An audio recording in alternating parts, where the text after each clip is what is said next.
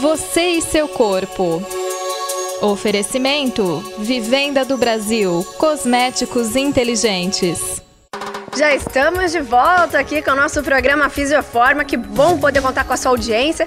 E a gente continua agora. Chegou a vez do quadro Você e seu corpo. Veja só. Domingo agora, dia 27 de setembro, é comemorado o Dia Internacional do Idoso. De acordo com o IBGE, existem mais de 20 milhões de idosos no país. O envelhecimento acarreta mudanças no organismo e vem acompanhado geralmente de algumas doenças, que interferem diretamente na qualidade de vida dessas pessoas e de seus familiares. Quem vai falar mais sobre o assunto é o geriatra Dr. Paulo Fernandes.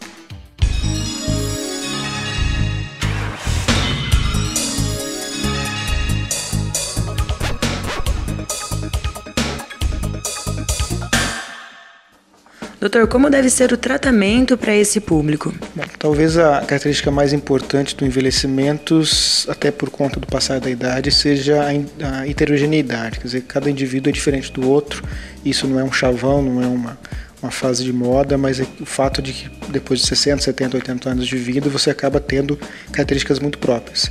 Então, o indivíduo idoso ele precisa de uma atenção à estrutura individual, quer dizer, quais são as características que esse indivíduo tem que demandam de cuidados específicos para ele.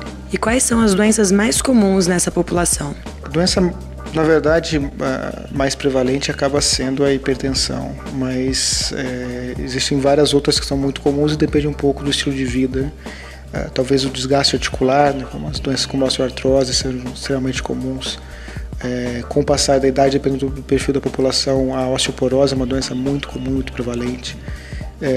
A incidência de diabetes também aumenta e se torna importante. As doenças neurodegenerativas, tipo demências, né, entre elas a mais comum, a doença de Alzheimer, se torna uma doença de prevalência muito alta.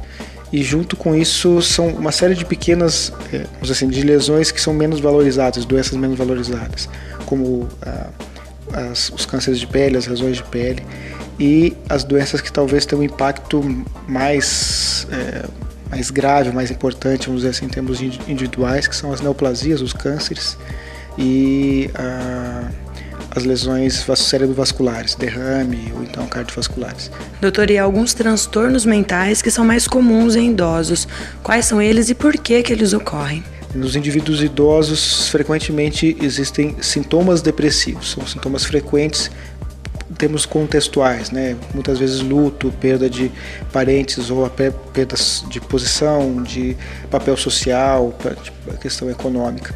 E as doenças que são chamadas neurodegenerativas também tem algumas delas têm uma prevalência aumentada e são bem mais comuns, principalmente entre elas as demências, né? Que é um conjunto de doenças cujo representante mais comum de ser falado é a doença de Alzheimer, mas também doença mista, doença de Lewy, que tem uma prevalência elevada e que frequentemente, além da alteração cognitiva, quer dizer, a alteração da capacidade de raciocínio e pensamento, elas levam a alterações de comportamento e se contextualizam nas doenças mentais. Doutor, o idoso necessita de uma alimentação especial ou, popularmente falando, ele pode comer de tudo? Com o passar da idade, frequentemente existem algumas deficiências comuns, principalmente no campo de algumas vitaminas relacionadas a metabolismos específicos. Então, em especial, um exemplo muito simples é a questão da vitamina D e da ingestão de cálcio, que pela incidência aumentada e natural da osteoporose com o envelhecimento, elas precisam de uma suplementação. Ao contrário da ideia de dar polivitamínicos, múltiplas vitaminas para todo mundo, a ideia talvez seja ter medidas gerais de prevenção de saúde, como a ingestão de alimentos ricos em vitamina D, cálcio, a restrição de alimentos que tenham excesso de radicais livres ou oxidantes. Doutor, e para finalizar então, gostaria que o senhor deixasse uma mensagem, aproveitando que dia 27, agora de setembro, é o Dia Internacional do Idoso. Talvez duas mensagens principais. A primeira é que o envelhecimento está mudando, principalmente porque a cultura do envelhecimento está mudando. A ideia de que o velho é aquele indivíduo que não pode, que não consegue, que não tem, passa a ser uma coisa, vamos dizer assim, do passado, sem nenhuma nenhuma graça a respeito disso. Mas hoje o indivíduo idoso, ele pode ser um indivíduo que faz, que é ativo, que é diferente, que tem ganhos. Esse ganho pode ser em múltiplas áreas. E para que isso realmente se torne uma verdade, se torne uma verdade universalizada, o mais importante é ter na cabeça que se manter ativo talvez seja a peça fundamental de um envelhecimento saudável.